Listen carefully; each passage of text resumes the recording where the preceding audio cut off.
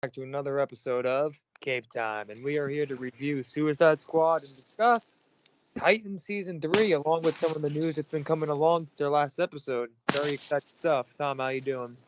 I'm all right. It's been a while since we've done one of these, so It I'm has. I'm actually quite excited to talk about all this stuff. And there's been a lot happening, so we've Yeah. got a good episode coming today. So I'm excited to get into this.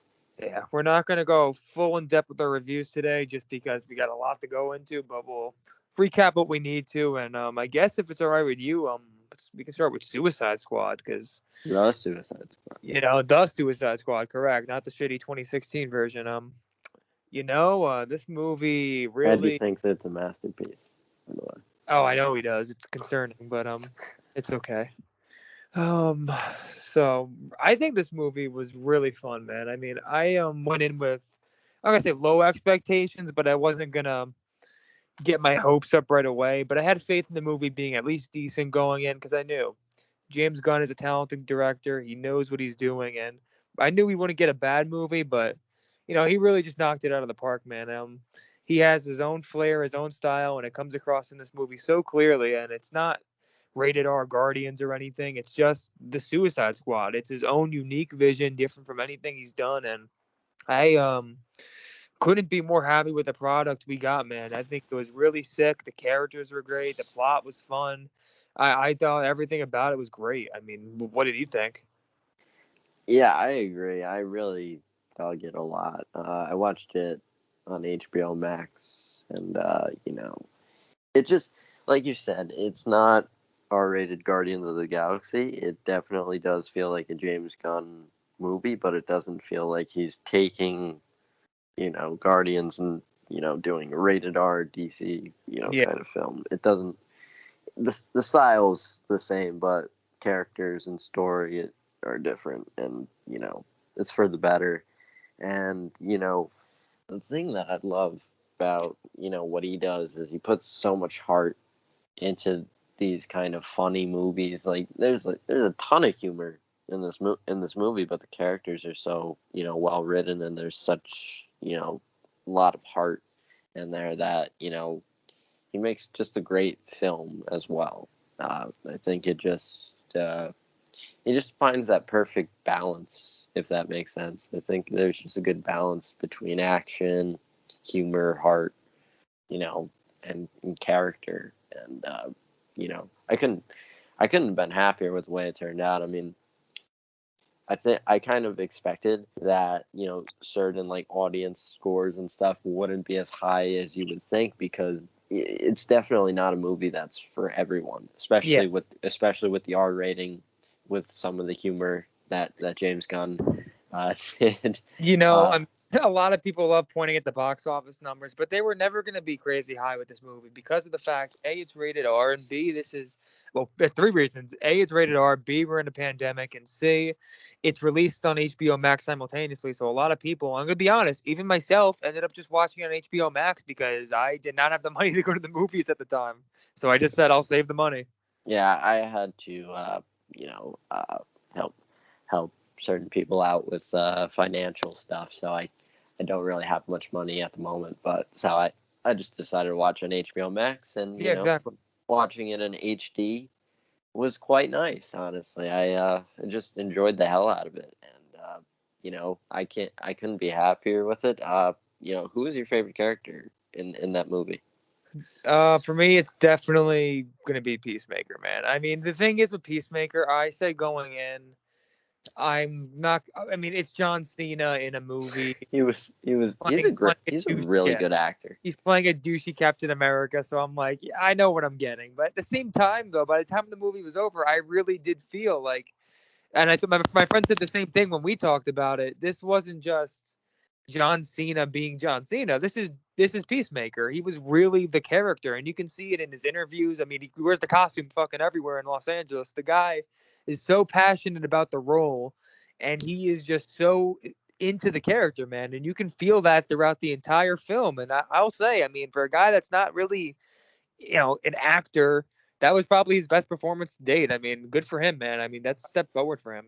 I think he's really made a good transition from He's wrestling definitely getting into better. acting. He's Yeah. absolutely getting better, and that movie proved that to me. And I like how he's taking on different roles. He's not just playing, John Cena in a movie. That's And what I'm saying. I Yeah. feel like I have that problem with like The Rock sometimes. I Although feel like The Rock is getting a little better. I mean, he has some hit, he has some hits, he has some misses for me. Dave Bautista is actually like the wrestler Oh, that made the best transition into acting. Like, dude, absolutely. I'm with like you. he was like he's been in some like art house movies that Yeah. and he's been great, like Blade Runner 2049, which is kind of a big budget, but it's also kind of art house kind of that kind of film. And he's the guy, and John Cena is really doing a good job, especially in this one. I think this is my favorite thing that I've seen him in. Yeah, And no, absolutely. it suits him so well, this role. He had a masterful performance in the original Nickelodeon Fred movies. He was an absolute stud in Daddy's Home 1 and in his brief cameo at the end, as well as Daddy's Home 2. Not that good of a sequel, but he is a real acting legend. But yeah, this movie, man, it definitely took his career a step forward in the right direction. So I'm really happy to see that, like I said. But yeah, he's my favorite of the movie. I thought his character was really fun. I love just my favorite part about the movie. It's so bright and colorful, and for a movie that I expected to be kind of dark, not dark in tone, but dark in maybe aesthetic a bit. Saturation. Yeah, and the saturation, the aesthetic, because they're on an island, they look kind of bleak at times, and I'm like, this might be a bit of a darker movie in terms of the look, but no, I mean, James Gunn brings his flair to it. He finds a way to brighten things up consistently throughout the movie, and it just has such a bright feel to it, and it really suits it well. And it even comes through in the costumes. I mean, they all have such different costumes that are so reflective of the characters as well as different time periods, and some are more serious than others, like Bloodsport, who has a very serious costume, and then they have fucking Peacemaker, who they say has a toilet seat on his head. So I mean, they really play on that, and I think that's really great. I mean, let's be honest. Like, this movie isn't ashamed of the fact that it's a comic book come to life. And that's what makes it so good. And I think it does so many things that directors try to do, where they try to, deconstruct, people, deconstruct the heroes or the villains. But it does it in a way where it actually, like, you can actually enjoy what you're watching, I guess you can say. Yeah. Like, I had a thoroughly good time watching Harley Quinn kill the forgot his name, I forget his name, yeah. I had and explaining her reasons why she's doing it. And you can tell, her development from, Suicide Squad 1 to now, from Birds of Prey to now. And, I love that Gunn didn't just like reboot everything and act like things didn't exist, right? Yeah, I will say this: I have one flaw with that whole section, though. One flaw. What? Just one. Actually, no, two technically. But one. What? They're not big flaws. There's something I consider because I did talk. I had a long discussion about this movie with my friends who also watched it. We all went into depth about it. They're really into comic book movies too, so we really go deep into all of it. And he was saying how, like, I do agree with this a bit. The Harley Quinn stuff was really good, and I'm not gonna say it was out of place because that's not even true to me, honestly. I disagree with that for the most part. I disagree, well, not even disagree, but I feel that maybe they needed a little more with the lesson they were pushing across, because to me it's just a rehash of what all of Birds of Prey was about to me. Because to me, Birds of Prey was, a lot of it was, I don't need Joker, I don't need this toxicity in my life, and she's pushing it out. But I feel like they could have moved on to a different kind of lesson coming out of Harley Quinn's life there, as opposed to just rehashing the same thing again that Birds of Prey spent the whole movie doing. But that's just my take. My friend said that, and I agree with him on that kind of. I think the thing that they were showing is that even someone it's like quitting cigarettes, right? It's like it's when someone says, I'm going to quit cigarettes, but then they're offered cigarettes and they have an opportunity to take a cigarette. And this time Harley Quinn said no to the cigarette. That's a good point. That's a good take. You get what I'm saying? No, I get that. Like there was a potential for relapse in that scene in doing what she previously did with Joker. And she actually took the correct path, and she knew that she had to eliminate him from the equation by killing him. So yeah, that's kind of the way I see it. It's that's the way of looking at it. she avoided the potential for relapse. Yeah. So I really like that idea, because like it's life isn't like clear cut like that, where you can just quit one thing and no, you're done with it and you wash your hands. I spent a lot of time thinking about this movie leading up to this review. Oh wait, did you cut out or did I cut out? I'm not sure. No, you're good. You're good. Oh, okay. I thought I cut out for a sec. But like I spent a lot of time thinking about this movie again leading up to the review, because it's been a while since I watched it, but I've watched the movie twice so far. Once by myself, once with a family member, and to this point, another thing about this movie I really enjoyed thoroughly was, although I was a little surprised, I expected a little more action in the movie overall, which I didn't have a problem with. I just went in thinking it was going to be like a total gruesome war film. Like that's kind of what I was expecting from the way James Gunn described it, but it wasn't really a war film, and I don't think that's an issue. It's just the way he kind of explained it going in. I was thinking it was going to be almost like Platoon in the form of like the Suicide Squad, but it wasn't quite that, of course. Yeah, I mean, obviously the beginning of the movie is like the beginning, action packed, and then they kind of slow it down, introduce the you action to was these great characters. When we got it though.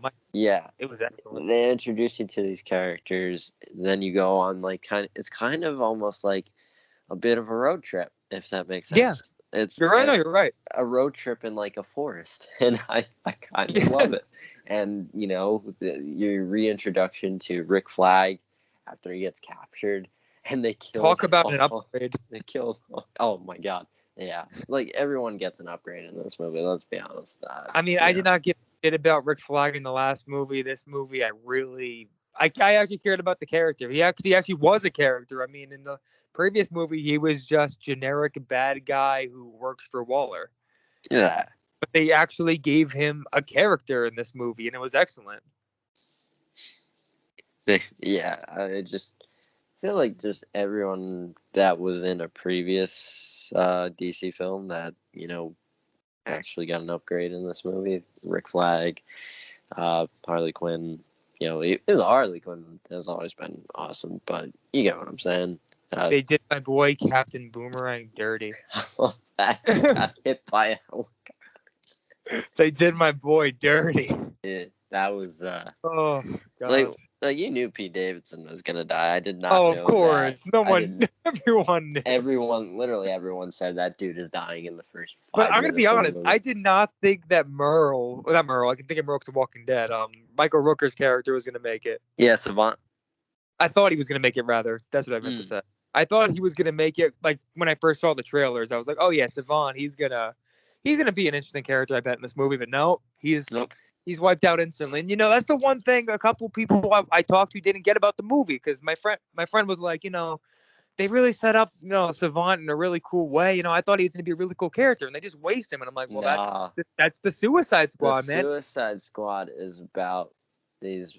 It's total chaos. Weird ass, random ass characters, and the absurd adventures that they go on, because they've got a crazy lady that put bombs in their necks and will blow them up if they don't do whatever she says. And it lends itself very well to gruesome deaths. Yeah, movies. I mean, that's the whole point of the opening of the movie, to prove to the audience literally no one is safe in this movie. Nuts. Yeah, like it sets the tone. Speaking of upgrades, by the way, Amanda Waller in this movie. Oh, I mean, yeah, she was. Viola Davis is awesome. She didn't even get a ton of screen time, but when she did, man, she absolutely owned every scene. Yeah. It's one of those things where it's like she could be in like 3 scenes and like they'll stick with you just because she's so good in that movie, and she's written very well. I really like that the fact that she will literally do anything to get a mission done. I mean, She Viola Davis is just such a good actress, man. I mean, Yeah, I perfect know I've casting. been in love with her for a long time as an actress, and whether it's that movie, Ma Rainey's Black Bottom, a lot of her other different works too. I mean, she's just always gets the job done, and no exception here, man. I am so happy with the way this movie came out. The performances were so good, and honestly, I mean, there's not too much. There's like little things every now and then I could say, I maybe would have done that differently, but like it's a great movie. I mean, I don't see how anyone could come out of that movie and say, I'm disappointed because it's just exactly what the Suicide Squad, should be. And when I say that, I just want to clarify, because this has been a topic of discussion recently about David Ayer's cut, or I think that in that cut, obviously he had a more serious tone in mind, and I think that could have worked really well too. To clarify, I don't think it has to be, a lighter Suicide Squad always, but Mhm. given what James Gunn wanted to do, I think he did it I don't think he couldn't have done it much better in terms of tone at all, in terms of He what he did wanted. the version of Suicide Squad that he wanted to do. Yeah, Yeah. absolutely. And I'm hoping one day we get to see David Ayer's version, because I really do Yeah. think he had great. Yeah, I think he had a great movie there. I really do think it. And people love to make fun of, oh, read these descriptions of his scenes from the scripts. Oh my God, it sounds so bad. Joker licking his lips. It's like, dude, if you saw that in action, you wouldn't even think twice about it.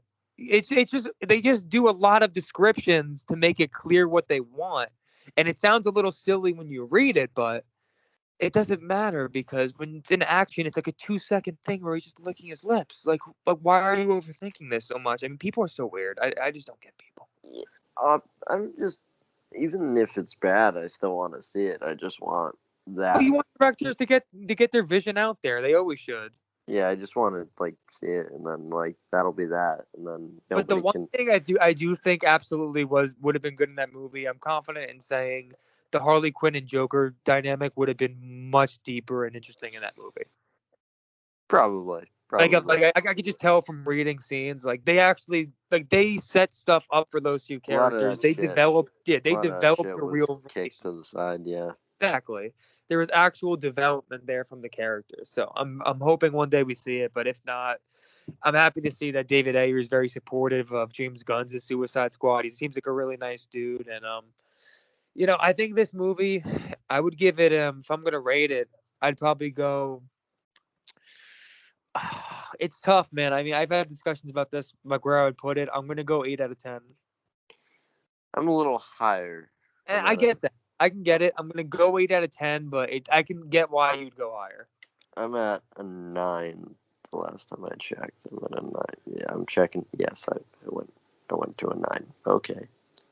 Yes, because I organize my rating, so I just had to check that. Where would But yeah, this be among your DCEU movies? this is. I believe this is number 1. Whoa, I man, that's big praise.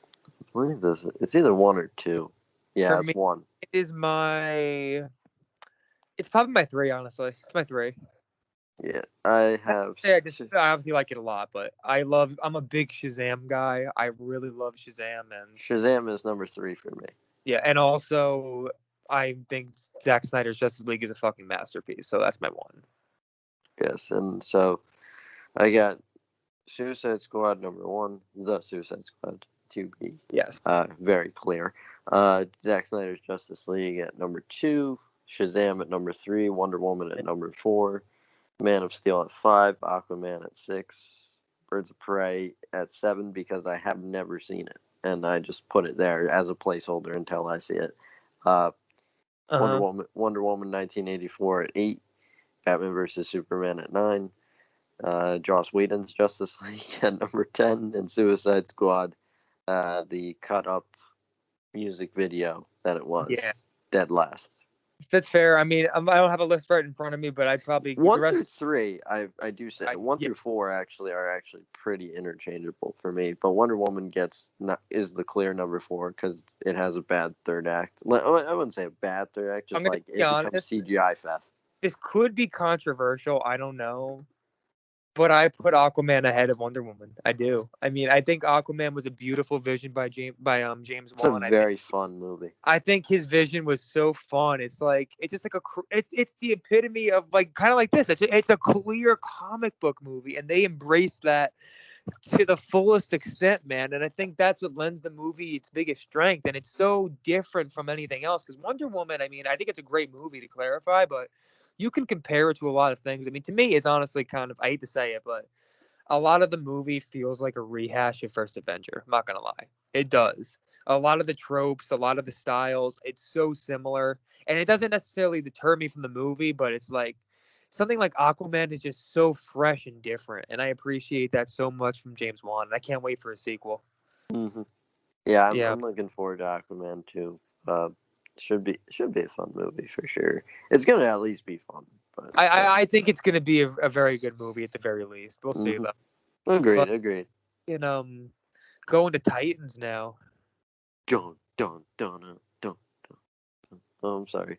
It's a It, So it, yeah, I mean we've talked about Titans a few times on the show, and we've always said obviously we wanted more. You especially, you really didn't like Titans to begin with, and me, I was never big on it, but I did like aspects of season 2, and I even liked a couple things in season 1, particularly Dick, but that's about it. But as for the season 3 first 4 episodes, I mean they're off to a really good start. I mean you're gonna have to see where things go, but so far I think that this is a really solid season. I think Red Hood has been really cool. I mean, I love the design. I think the design's really sick. Nightwing's been great. The entire squad itself has been awesome, and just the relationship so far. And even Bruce Wayne, man.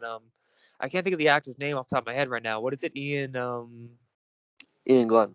Ian Glenn. Okay, yeah, Ian Glenn. I think he's been really good as Bruce Wayne this season, and the times we've got to see him. And honestly, people like to shit on him because of his age and everything, but I think it kind of works for this incarnation because obviously it's a very different world compared to others we've seen in DC. I mean, just look at the age of, like I said, look at the age of Bruce. I mean, we're not used to seeing a Bruce this old with a young Jason Todd. It's a little weird. I mean, but with that said, I think it works. I do, and the writing is just so much better. You have some weird moments on occasion with dialogue and acting, but it's small stuff usually. And I think overall, especially episode 3 of season 3, I think that episode was really phenomenal. I do. I'm happy with the season so far. I kind of like how they just said, yeah, it's a Nightwing show. Yeah. Yeah, I mean Yeah. they're going full Batman, full Gotham, and you know what? As a big Batman fan, I don't even give a shit. Just do it. I'm happy with it. Well, let me say this. So growing up, right? I'm one of those Teen Titans cartoon kids. I grew up Yeah, in the early mid 2000s when that show was popping off, and I dressed up as that version of Robin every Halloween, man. Like that and Spider Man and Batman. Those were the times, man. So like I've always had a great affinity for the Titans, Teen Titans, and so I'm just it's very nice to see that the show that this live action show actually is. I can honestly say through these first 4 episodes, they're actually like good episodes. I'm actually quite happy with yeah, that, and uh, I don't mind the. I actually quite like Ian Glenn's performance as older Bruce Wayne. Obviously, he's older than you would have thought, but if you think about it, Dick Grayson was Robin for like almost 20 years in this universe. So in universe, Bruce has been Batman for well over 20 years. So it kind of makes sense as to why he's a little bit older, but usually you'd think he'd be like in like 50 years old, not like 60. He'd be closer to 50 than 60. But once you get past that, you realize, all right, he's doing a good job, and everyone's doing a good job, and I think all the actors are doing better. I think they actually just decided to say, hey, let's make sure let's actually be competent storytellers. And like that's really all I asked, man. Yeah. Like they were so incompetent with their storytelling in the first 2 seasons that it turned a lot of people off. Like it was incompetent. They killed Wonder Girl with an electrical tower. I mean, But yeah, it's killed not. Donna Troy with an electrical tower. Are you still here? I'm here. I'm letting you let it all out. Bro. And I called her Wonder Girl. I take that back. I'm sorry. It's Donna Troy. My bad. I feel bad for that. But they killed Donna Troy. Well, she is the original Wonder Girl, so I got that right. My bad. But yes, they killed Donna Troy with an electrical tower. All right, but let's go back to season 1 for a moment. Beast Boy got nothing to do, right?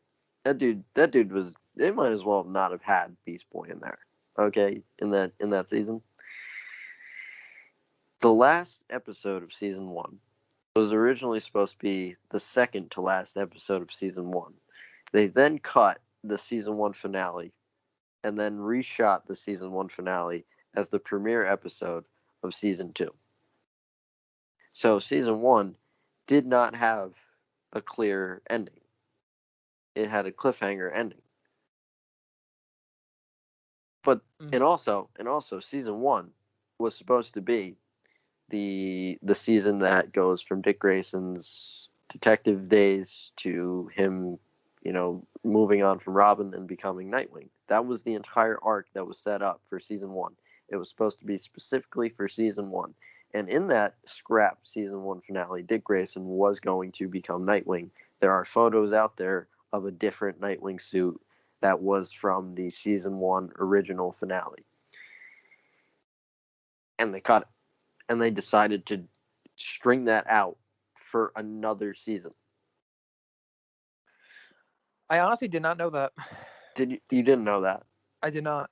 Yeah, that's legitimately what happened. They scrapped. He was going to be Nightwing in that season 1 finale, and they cut it.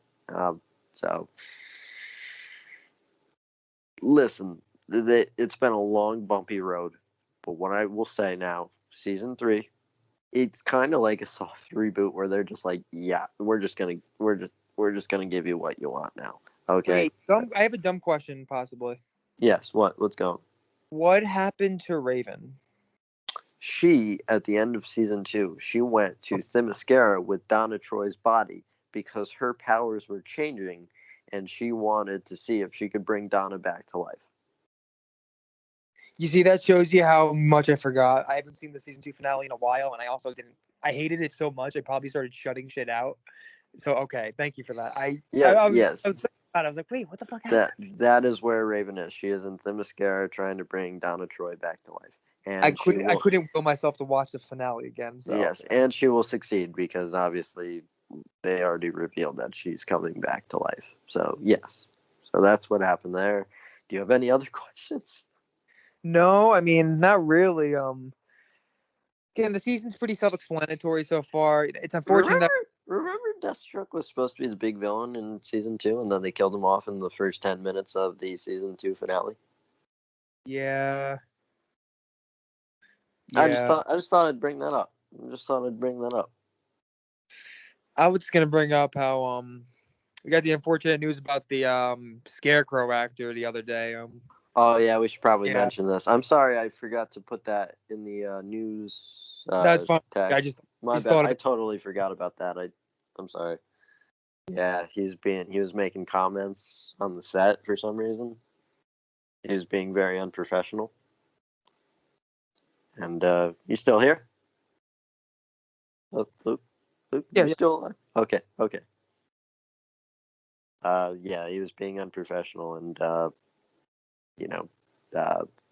don't even know what to like. He's doing a great job on the show, but I don't respect anyone that would make a workplace environment shitty. I don't know whether they're just like mean comments or whether they're like sexual or racial kind of comments. I don't know what kind of remarks he made. They didn't specify, but like any kind of workplace kind of shit is intolerable. And they already said that he's not coming back for season 4. And I don't. Bye.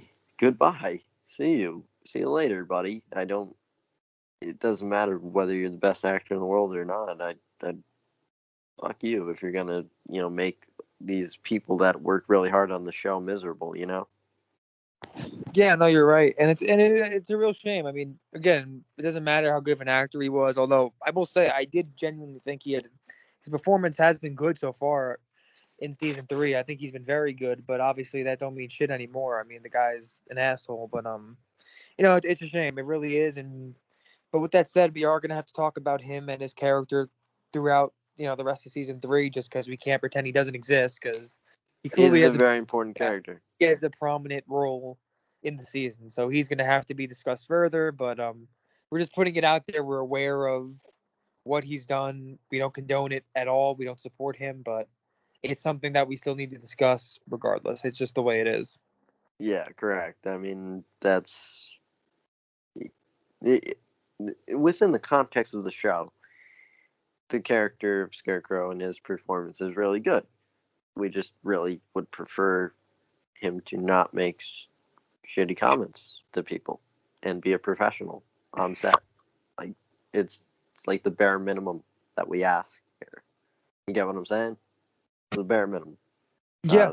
So like, yeah. So getting into the show, obviously they did.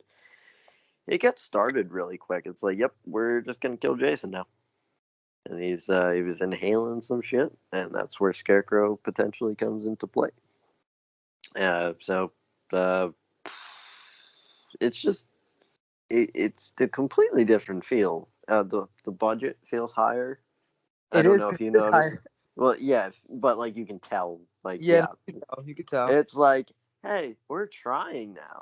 And it's like awesome, thank you. But yeah, it's so good to see like Nightwing acting like Nightwing and like not being just like kind of broody all the time. Like in that first episode, seeing him with the team, joking around. That was really, that's like my favorite scene in like the entire show because it's the Teen Titans being the Teen Titans. Mm-hmm. We've been waiting for that for 3 years. It took us 3 years for the Teen Titans to feel like the Teen Titans. Yeah, no, it's important that it took this long, man. It's a real shame. I mean, I think that was a great scene, like you said. I mean, killing Jason Todd right away. I actually like that. No, I like it, but I really do hope one day we get a real adaptation of that story, because I want to see it done in that accurate way as well one day on the big screen, because that's like just a story, especially after watching like Under the Red Hood and reading the comics, of course. I mean, I really feel like if they do it right with the right cast, I think it could be an absolute all-timer. And I always thought in particular, I told you, even though obviously it's never going to happen and for a multitude of reasons, but I think Ben Affleck would have been so perfect as Batman in that storyline, dude. I think he would have been so good. Oh, damn. Yeah. Yeah. He would have been so It perfect. was set up very well for that, minus the murder and Dick Grayson being the dead Robin. Well, it's the fact that it already happened, and I'm okay with Dick Grayson being the dead Robin. I was actually okay with that, but I really don't even care that much about the Red Hood. I care more about just exploring how that all went down, the relationship between Joker and Batman after all that, and how that all comes to fruition. Because you can tell just at the end of Snyder Cut, even there's so much history there, and you can fucking feel it, man. I would have loved to get a whole movie on that, but it is what it is. But one day we'll get that. One day. Sure. But yeah, what they're doing in the show is really cool, and at the end of episode 1, we get I'm very stringent on Batman should never kill. And you know me, and Batman killed the Joker, but I'm going to give it a pass for this one reason. I think I know why. Because he quit right after. Yep, exactly. It works if he quits right after because he broke the rule. He's done. He sees himself as bad as the criminals he's put away all these years. If he continued being Batman, that's a problem. Like that's where my problem comes in because like Batman just wouldn't do that, you know. But it works because he quit. So there you go. So I'm okay with that, and I have kind of theories that maybe he's not a killer just yet. Maybe there's something more going on there, but who knows? Who knows? He's going to be in episode 5, by the way, Bruce Wayne. I don't know if you knew that, but he's going to be not. He's going to be in episode 5 or episode 6. I forgot which one. He's in one of these next 2 episodes coming up. Pretty sure it's episode 5, and I want to see, what his storyline takes. Like that, I'm just really interested to see, the dynamic now that Bruce is done being Batman, killed the Joker, allegedly, apparently, and now Jason is shown to be alive. I want to see kind of the effect that would have because Bruce Wayne broke his no killing rule for someone who isn't dead. You get what I'm saying? Like, yeah, Jason's not even dead. Like, and you got Bruce to his death, his apparent death caused Bruce to snap and kill the Joker. So I'm just really interested to see what that would do to Bruce's psyche. So I just really love everything, and like they got into the Blackfire storyline in episode 4, and that's very exciting. And in that, I think episode 4 was my least favorite. I think it's such a change from what they were doing the first 3 episodes with the because it had to stop itself. It had to stop that main storyline to do the Blackfire stuff. And I just wish we could. Is just me, but is it just me, or was the actress that played Blackfire kind of not good? I felt like maybe it could be because he's an alien, but like her performance felt so awkward. Like I couldn't help but notice her. It just felt off that whole scene. I was like, ugh. Something felt a little off, but I'll continue giving her a shot. I'll see. It's early. It's early. Yeah. Yeah, I'll continue giving her a shot. I don't. I really like to shit on an actor's performance, so we'll see. Yeah, it just felt like it screeched it to a halt, if that made sense, because they're like, okay, we got to give Starfire something to do, and it's like, and this is the struggle that they've always had is giving everyone a chance, a storyline that's intriguing. You get what I'm saying? And like to their credit, I am actually interested in this Blackfire storyline. It's just that it stopped the other one that we were like full on into.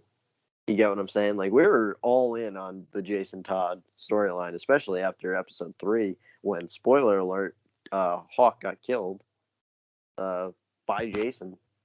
Yeah. Yeah, technically by Dawn, but we we won't get that was a pretty messed up episode. I really like what they've done with these first 4 episodes so far. Like overall, like I do have problems with it, a few problems, but like I'm so happy that we're actually getting quality entertainment, and I'm so happy that they upped the budget and it actually feels like a show worth being put on HBO Max. You get what I'm saying? No, absolutely. I mean, I think some people overhype the show a little bit, honestly. Still, like I've heard a lot of people say, "Oh, this is the best DC show we've ever got." I'm like, no, it's a good show. It's they're doing good, and they're getting there. It has and they can get to some pretty far places. But come on, there's been so many great DC shows over the years. Even the ones that go downhill, the best of those shows are still better than the best of Titans so far. So I'm not gonna go that far yet. It's very early on still. They have to earn it, that kind of title, but they're off to a good start. And if I had to give a rating so far on these 4 episodes total, I'd probably give it like a 7. Yeah, I meant like an 8 right now. I'm at an 8. I'm like a firm 8 on this so far, and I'm really happy with the fact that it's quality content, and I like when my characters that I've loved since I was a kid are actually being done well. You get what I'm saying? Yeah. So I'm just very happy about that, and I love that they're making some bold choices with characters. Not everything works for me. There was in episode 4. I don't necessarily know how I feel about Bruce Wayne sending young Dick Grayson out into the woods to fight a wolf. It kind of felt like that Frank Miller All-Star Batman that's become a meme. I don't know if you know what that is. It's but yeah, but I'm okay with it. I'm okay overall, and overall firm 8 so far. That's all I have to say really. I'm really intrigued to see how this goes. And last but not least, got to give Kern Walters some credit as Red Hood. I feel like he deserves a lot of love for what he's been doing. I feel Episode like 3 sold me on him in particular. yeah. Episode 3, especially at the end, like I really felt like this. Yeah, this guy is Red Hood. It's obviously a little bit of a different. He's younger than you would Yeah. anticipate, but you know what? It This worked. happened. But you know what? For the context of this show and the context of the fact that he was a member of the Titans and all of that, I think you can say, okay, this particular version fits this universe that they've done these past few years. It works for the universe, and it works, and he's doing a good job with his performance, specifically in episode 3, where he's on the phone with Hank and he's like crying, and it's like, and you're like, yeah, I actually believe that something might be going on, but no, that was just all like an act, it seems. And I'm very happy with all the performances. Honestly, I still want to give Blackfire more of a chance. I feel like everyone does a hell of a job. I've always liked the actors. I've just never liked the way they were written. I agree. Yeah. So, yeah, and Brendan Thwaites is an awesome Dick Grayson. Couldn't imagine a better one. So He's definitely the standout for me. I like him, so I think he nails it. Yeah, especially in episode 1 when he tells off Bruce, "No, I don't want to. I don't want to fucking be Robin again." Yeah, that was quite a scene. And those Easter eggs with Carrie Kelly and all that. Oh yeah, give me so that. good. Dude, Bruce was so broken, man. I love that scene. Yeah, he really looked like a sick puppy, and like Ian Glenn's performance, so good in that first episode, so good. That's his best performance as Bruce so far, because it's a different type of Bruce, and you got to remember that Jim Gordon was mentioned earlier, and he died. Alfred was buried, he died. Yep. And now Jason's dead. So this is a guy who has lost 3 people within the last season of Titans, because in season 2, season 1 and season 2, these people were alive. Alfred and Jim Gordon were mentioned to be alive. So he's lost them recently. So yeah. So boom, I really like the show. So if you're ready to get into the news, we can get into the news. Yeah. Let's do it. All right, I know where I want to start. Dude, the new Eternals trailer. Holy shit, man. Oh yeah.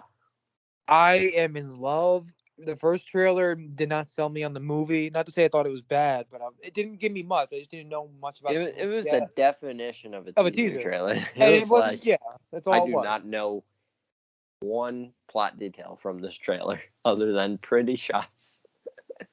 Now, now I know the plot, and I think they did a great job of. They showed a lot in the context of what we've because of how little we know already. But they didn't show too much where I'm like, shit, I didn't need to know all that. But no, I think they gave me a perfect amount. Yeah, they gave me the perfect amount. And the thing is, this is also the final trailer, so we're not getting any more content for. I know enough. I know more than enough. Yep, I know enough. Perfect. I will be seeing this movie, and I'm very, very happy about. I'm very happy about everything about it. I mean, it looks good. The plot seems great. I think the plot actually leaked out but like everyone that's heard things about it has said that this is gonna I be do have the leak actually. it's gonna be a great movie. Chloe Zhao is a great director. And thank you, Chloe Zhao, for properly teaching color correction. That's Oh, dude, I mean, this looks like the most beautiful Marvel movie we've ever seen. I mean, I don't see a scenario where this movie is bad. I really don't. And I don't say that very often, but I just I don't don't think think this it'll movie. be for everyone in a way. No, I can say it's different. It's very different. I think there will be a faction of people who might think this is quote unquote boring. The casuals. Yeah, I think in time this movie will be appreciated as, something completely different and really good. I'm very excited for it. I think reviewers are really gonna dig this movie. I mean, reviewers absolutely love Nomadland. It's like an art house Marvel movie.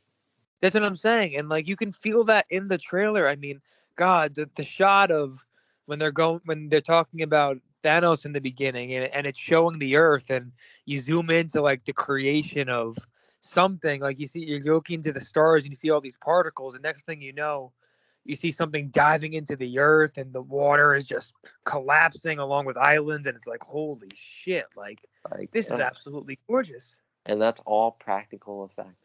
That's what I'm saying. It's not all practical. Well, not that. Yeah, it's all on-set shooting. Yeah, it's all on-set shooting is what I meant to say.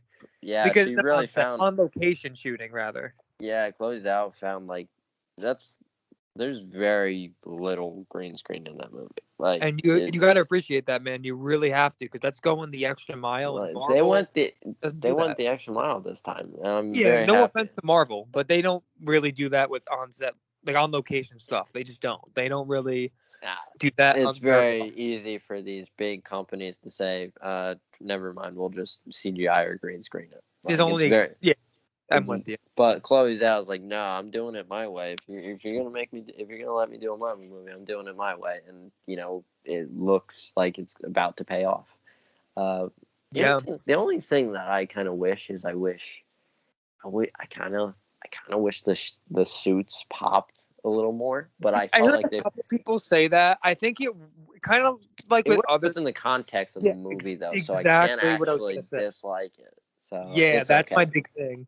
The suits aren't the most exciting at all, but they work in the context of the movie for sure, which is why I'm okay. I'm all right with it. Honestly. Yeah, I got to see it in action too. I got to really see how it all looks and feels in the movie. That's my only complaint. Then we're in really good shape. So I'm very excited for the movie. And a few months ago, I just didn't give a shit about it. So this trailer sold me on going to see it, and I think it'll be great. So now we move on to the next topic. I mean, I do want to say though, the Celestial looks really, really sick. I mean, oh shit, yeah, it looks fucking incredible. Remind me of the Sentinels from X-Men. And what it had me thinking was too, eventually when they do get to it, they're gonna fucking destroy the shit out of Galactus, dude. When they get to finally do that, oh, bro. Kevin Feige doesn't do Galactus. He deserves to get smacked at some point. Oh no, he's doing Galactus. I can promise you. There's no way. No excuses anymore. They got the rights for that. No. So. I mean, they're definitely. I mean, he didn't say it, but in the interview with Brandon Davis, when he was asked about Secret Wars, he was very clearly just playing dumb the entire time. And it's like, talking about Brandon. What are you talking? Why do people keep talking about this? It's like, Kevin Feige is like the last person that I would ever want to make mad, because he's so nice. You could tell he's so nice, but you could tell if you piss him off that man gives you just one look and okay, I've made a huge error. I have fucked up. I have fucked up exponentially. I would never want to interview that man. I just want to give him a hug. Well, on to the next topic. Speaking of annoying Kevin Feige, Brandon Davis asked about the infamous Spider-Man No Way Home trailer. Oh, the one we got back in December? Well, it's the one we're getting tomorrow. Wait, What are you trying to say, Luke? I'm saying that it's gonna come tomorrow. Is this like sourced information? Not necessarily. Oh, so is this just like a prediction? I am fairly certain it's gonna come tomorrow. Uh, I really hope you're correct, and I have to butt in here. Okay, I have to say something. Yeah, yeah. I'm so fucking sick and tired of this trailer. Wait, I'm so sick and tired of it. I am, because like you've just got people using this trailer for clout. You got people spamming poor interns at Sony running the Sony accounts. It's just like it is like an all out free for all. And it's like, and like there have been so many rumored release dates for this trailer, and we all get our hopes up, and then it doesn't happen. And like I'm just completely like I'm like 1 foot out the door on the trailer. I'm ready for the movie. I will always be ready for the movie, especially with what I know about the movie. Okay, I've waited my entire life for this movie. But please, please, please, Kevin and Amy Pascal over at Sony, give me that fucking trailer just so everyone can shut up. Thank you. I mean, I just want the multiverse to be confirmed, even though I know it already, just so people can shut the fuck up, because there's still that There's factor. not a multiverse movie. Then Alfred Molina confirms he's playing the Raimi Doc Ock again. And there's still people out there. I don't know. Bruh, I mean, he might just be lying. It's like, why would he lie about that? He literally said more than he should have. That's my point. Why would he lie? He said so much to the point that Kevin Feige was clearly mad about it. Okay, and you know, don't expect Alfred Molina back for sequels. Huh? But seriously though, like any chance of Spider-Man No Way Home not being a multiverse movie went out the window as soon as Alfred Molina said, "Yeah, I'm playing the Sam Raimi Doc Ock," and it picks up right at the moment at the river. That's when it was clear. Yeah, for sure. It's like, oh, okay. So at least one scene in this movie takes place within the Raimi universe. Like that is, like what else is there, man? I mean, that's it. And then obviously Willem Dafoe keeps hinting that he's back as well. I mean, because he's not saying I'm not in the movie. He's just saying I think there's a time and place to discuss this after a trailer's or movie's been released. And I'm like, he basically said wait. He basically said I'm in it, but I can't talk about it right now. But I'll talk about it with you once I'm revealed in the trailer one of these days. Yeah. So obviously that's where we're heading. But and supposedly based on leaks, which may or may not be true. I mean, who fucking knows at this point? But the trailer is going to show off a lot of the Sinister Six. We've got film. trailer descriptions now. That's the new thing now. Even if we don't get the trailer tomorrow, as in the public, we're definitely going to get a trailer description tomorrow. Whole fucking movie leaks, but now we're getting trailer descriptions. Okay. I'll say this. I'm now 100% sure that CinemaCon will show the trailer tomorrow. That I'm firm on now. Like, I'm firm. God, I hope so. I mean, the thing is, everyone is saying it that's reliable. And not I don't even mean publicly. There's a bit more. There's a bit more smoke behind CinemaCon. Yeah, there's smoke behind the fire here. There's more smoke to this one. I do agree. If I were to put percentages, I'm betting my money on it being shown. No, I agree. It's at least getting shown tomorrow, in my opinion, at CinemaCon. I agree with that. I don't exactly know if it's going to be released to the public, but what I do know is that it will be shown tomorrow. Yes. If I were to be a betting man, and I'm not, because I'm kind of dumb sometimes. So, you know.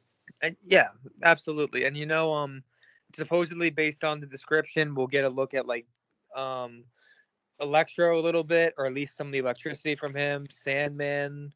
We're gonna see Green Goblin's bomb, pumpkin bomb, and at the end of the trailer, we get a clear shot of Doc Ock saying hello, Peter. Is that true? Who knows? But I am very interested to see how the de-aging tech looks on Alfred Molina. I will say I'm very excited to see what that looks like. That's what I'm most interested in. So I just want to see how, like, does it look like he's actually from like the Raimiverse, like the one that was just dead? Like, does he look that young actually? Like, I'm so curious. Dude, that's gonna be like It's gonna be bizarre. this is gonna be a big test technologically, to be It's honest. gonna be Like, huge. If they pull this off, that absolutely opens the door for so many different movie companies out there, man, because they're gonna see like this looks good, like from a guy that got de-aged like 15 years. the big test was The Irishman, that mob movie with Pacino and De Niro, directed by Scorsese, where they I were thought it playing. looked really good. The problem, though, the only problem with that is that, as you get older, you're not able to move like you used to. Yeah, So like there was a fight with De Niro where he yes. was supposed to be like 40 years old, and it clearly looked like an 80-year-old man trying to fight, and it didn't look good. I mean, you just don't move the way you used to move. It's like he's old. Yeah, but the good thing is, in the case of Molina, obviously he doesn't use his fist very much. Yeah, He the arms he's do all the using work. his arm, the arms. So he's not really gonna have to worry about anything like that, which is great. Yeah, I'm very excited to see that. Defoe doesn't age, so like he drinks vampire blood, so like I don't even I think they think need my gut tells me they do light de-aging tech on him. light. Yes, light. Like I think they'll do like a little light touch-up work just to like get rid of some wrinkles maybe. And Yeah, just like some a little wrinkles. younger. Some wrinkles just. Oh my god, that. And like I haven't seen Thomas Hayden Church in a long time, so like. I think he still looks pretty similar if I remember right. Yeah, It's and just that remember, he usually has a beard though. That's the thing. So without the beard though, I'm willing to bet he looks close. remember he lived at the end of the movie, at the end of Spider-Man 3, so maybe Technically, he could be an older one, maybe. technically he could be Toby's version's age in this movie. So I will say this though, I'm pretty sure at this point, Rhino is not part of the Sinister Six. Like he's in the movie. I but just don't not think part of the team. Yeah. That's kind of where my head's at with him, based on leaks that I know are true, as well as just kind of logic at this point. Even if he's just a cameo, I just want to see how that fight ended. Because remember what Superhero Theorist said on Twitter? Mm-hmm. He said we're gonna see the fight. Bro, that should be like one of the opening scenes of the movie. Dude, I'm just imagining the movie cutting to the end of Amazing Spider-Man 2, and we fucking see the fight between him and Rhino, and they both get like sucked into the MCU. I think that's what's gonna happen, honestly. I'm in on that. I'm not gonna lie. That's kind of what I expect to happen. I think they're gonna be fighting. We're gonna finally see it. They get sucked into the world, and then he beats Rhino, and then he's just done for the movie. I'm okay with that. No, I think that's awesome. I think that would be that would be the most kick-ass way ever to introduce Andrew Garfield Spider-Man into the movie. I think that would be the coolest shit ever. I'm in on that. I'm okay with that. And obviously Andrew Garfield doesn't age, so like he doesn't need any de-aging. Tom Holland has aged more in 5 years than Andrew Garfield has in 10. It's honestly ridiculous. Like you like that's like a fact. Like if you look at Tom Holland in this like Spider-Man Homecoming, Captain America Civil War, he looks like a baby compared to what he looks like now.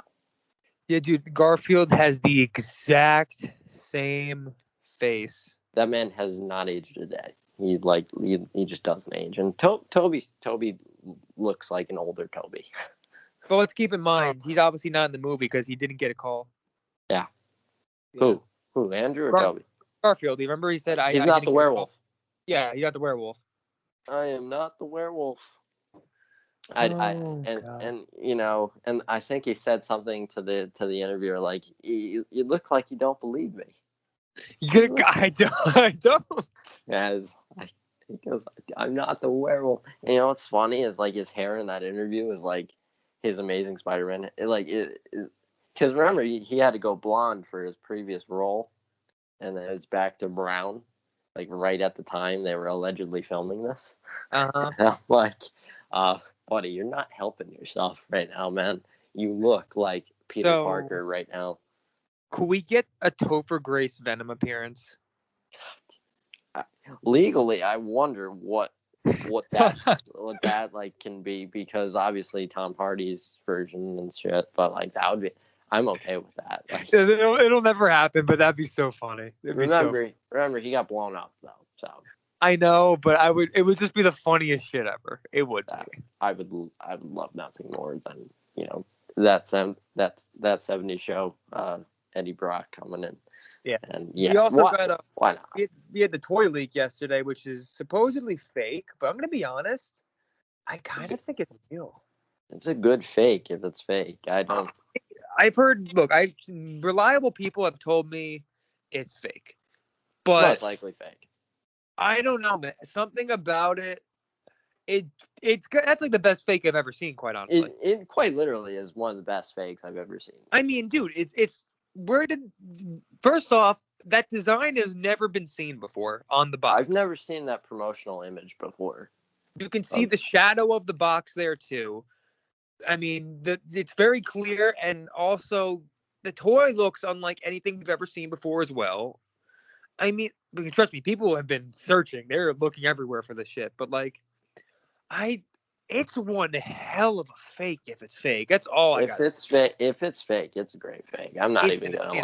It is. It really is. It is one hell of a fake if it's fake. I'm not even gonna lie, man. And I really hope that actually is real, because I would like to buy one. Like, legitimately, I would buy one. Hypothetically, if it was real, you can tell that if it was real. Obviously, it might not be at all, but it looks like they slightly modernized the look of Toby's suit, right?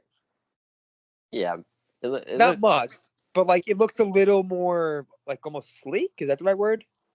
It looks, yeah, it does have a look to it. Like, but I quite like it. Like it looks a little more sleek and modern, but like it's the same like design. Same general, it's the same. You look at it and it's Tobey Spider-Man still. I'm gonna say though, I will be kind of disappointed if the raised webbing is not there. I'm not gonna lie. Oh, so I'm gonna throw hands with someone. Like, if the raised webbing is not there, I'm gonna be pretty upset. I think it will be, to be honest.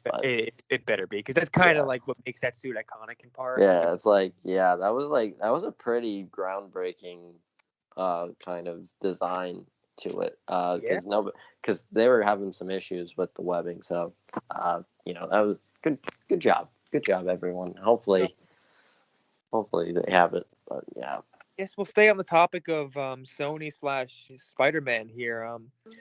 Some Tom Hardy stuff. So basically, Sony is very happy with Venom 2 so far, according to Tom Hardy, which is great to hear. The trailers have looked really good on it so far. But one of the interesting things that have come out is, he wants to do a Spider-Man crossover. He's totally game. He says he thinks that Sony would love it as well.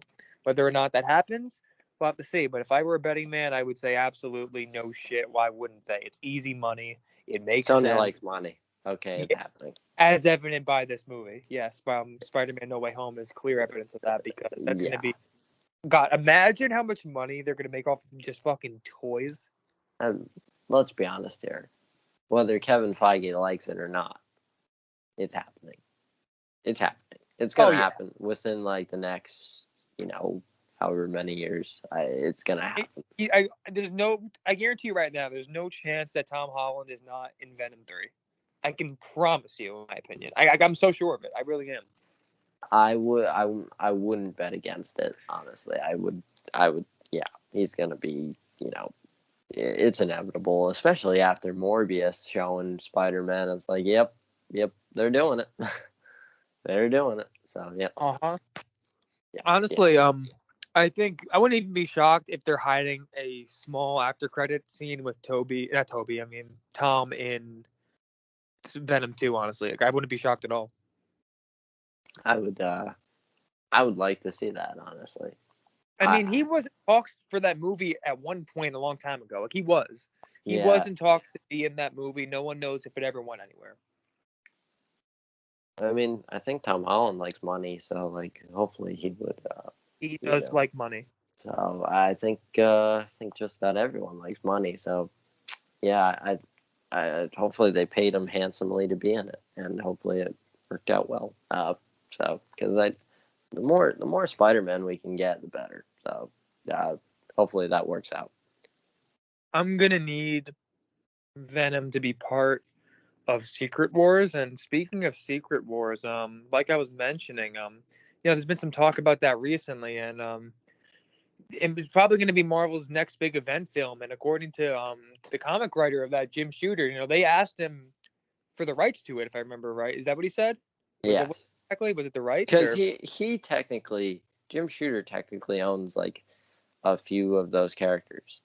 Well, because he created some characters in that storyline, and I forgot which ones they were, but yeah, he's got some control over it. So they called him up, wrote him a fat check, and said, "Hey, we want to do this." And that's how that works. But did he say no, or did he say no? He said yes. He said yes. Oh, he did because they gave him a fat check. Okay. Yeah, they gave him a fat check, and now they can do Secret Wars legally. So there you go. It's gonna happen. We all know it. You don't do a multiverse arc. Talk about a big war in Loki. Set up the multiverse of madness and not do Secret Wars. You just don't. There's no way they don't do Secret Wars. To me, it's only a matter of when.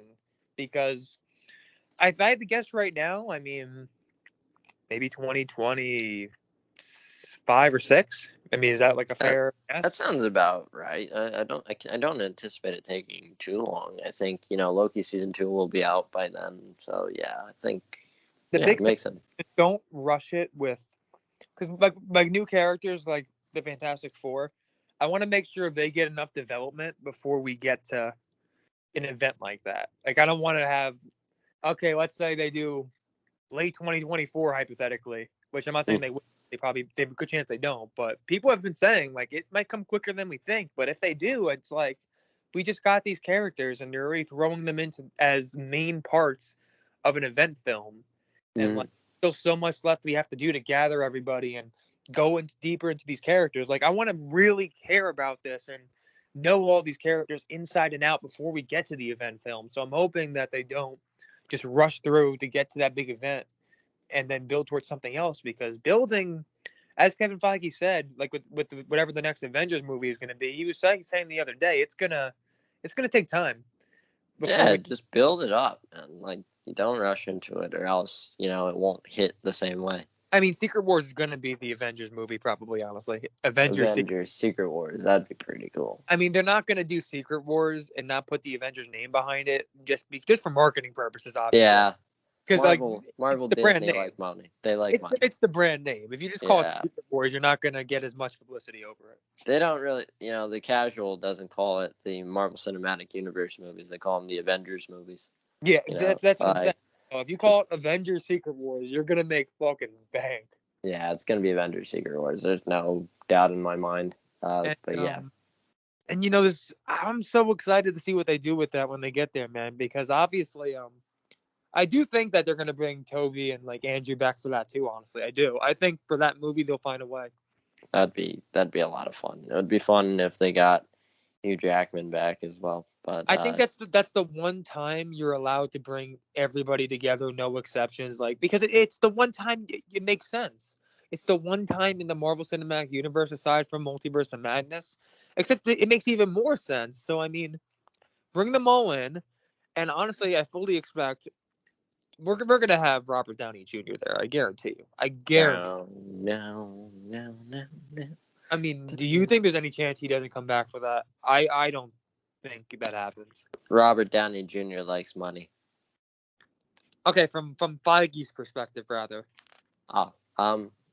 Story. As long as the story makes sense, yeah, he'll come back. Yeah, I think Feige will be okay with that. And I think that'll be the actual last time we see him, because I think after they finish Secret Wars, like the multiverse is kind of done, right? Yeah, you shut the multiverse. Yeah, Secret Wars. So I think that's the last chance you're ever gonna have to really bring him back at all. Mm-hmm. So I think that's why they'll do it for that event, and it'll be earned, because at that point, if they wait till let's say 2026 or something, you're talking 7 years since Endgame.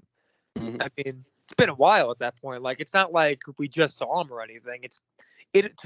For me, it'll be enough time where I really feel it's okay. Mm-hmm. Yeah, Hopefully, hopefully Downey does some nice movies while he's got his free time until Secret Wars. No, he's sitting by Feige's phone. Yeah, I haven't seen him in much recently. I saw him in what was it, Doolittle? Yikes! Why did you have to mention that? It was scary. Yeah, I mean, like, that's just, no, Robert, you're better than that. Let's go, buddy. I'm rooting for you, RDJ. Right. I'm rooting for you. So we can also discuss. I mean, I know you're gonna want to discuss this, man. Charlie Cox. He is going to be a supporting character in the Echo series. Oh my God! I knew this was coming. We all did. We both heard from a friend a while ago that this was happening, and now it's finally confirmed. Fuck, it's exciting. I don't know if anyone knows this, but I like Daredevil. Do you really? No cap. Pretty fresh. But yes, I just give me it all. Like, give me all of the Cox. Yes. Like I will go to Kevin Feige's office and say, Kevin, give me the Cox. Kevin's giving you the Cox. Yes. He's like, everyone was yelling at him for like 2 years. Give us the Cox. He's like, fine. Spider-Man needs a lawyer. Time to bring in the Cox. Here's all the Cox. Yeah, here's all the Cox. And now he couldn't get enough of the Cox. And then he's like, I need more Cox. So She-Hulk, lawyer show, bring in the Cox. And then Echo, Daredevil character, bring in the Cox. And so, what the fuck, man? I'm so happy. That and just I think next we're gonna get the Daredevil show announcement. I do. I think that is the logical next step. I think that is the next the next appearance. I think all of this was to build Charlie Cox back up.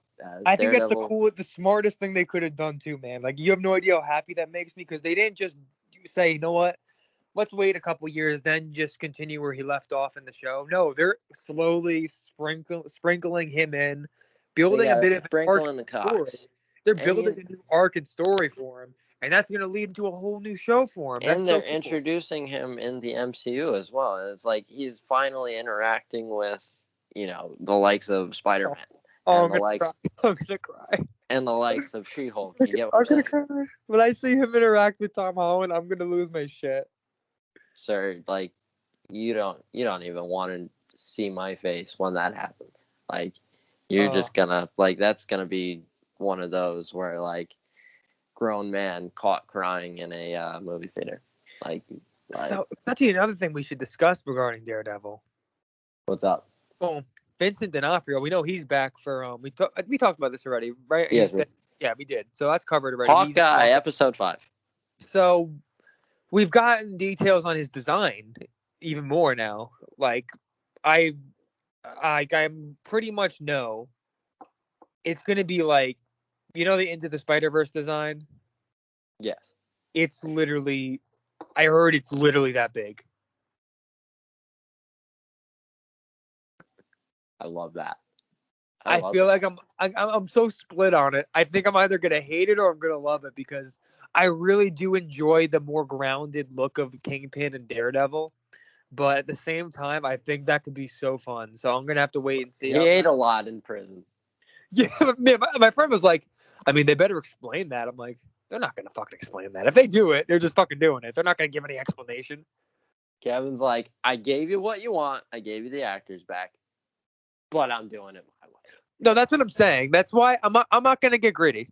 I'm not gonna get gritty. I'm so happy that they're back, man. I would love to have them keep everything that from the Netflix shows for the most part and keep it the same way. But you know what?